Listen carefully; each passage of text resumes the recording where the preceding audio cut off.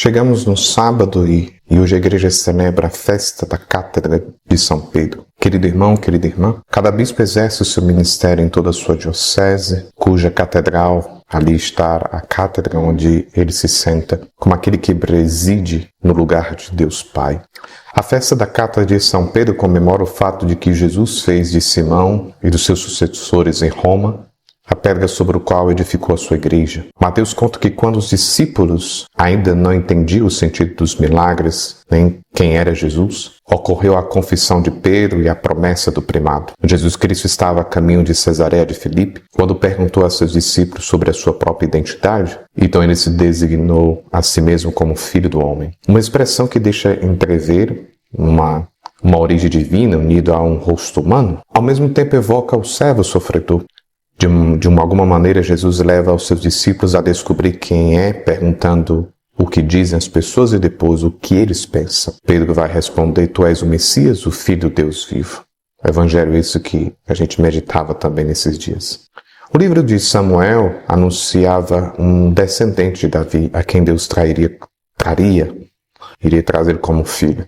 Davi prometia construir um templo para Deus. Jesus anunciou outro templo, a igreja. Feliz és tu, Simão, filho de Jonas, porque não foi um ser humano que te revelou isso, mas meu Pai que está no céu. Jonas significa, filho de Jonas, significa aqui nessa passagem, Deus que se faz misericórdia. Então Jesus deixa claro que o ato de fé de Pedro é um dom. Simão, você é um filho da misericórdia. Tu és Pedro, sobre esta pedra construirei a minha igreja. O Senhor tinha dito ao pescador da Galileia que se chamaria Cefas, pedra. Então Jesus faz uma promessa a Pedro: eu te darei as chaves do céu.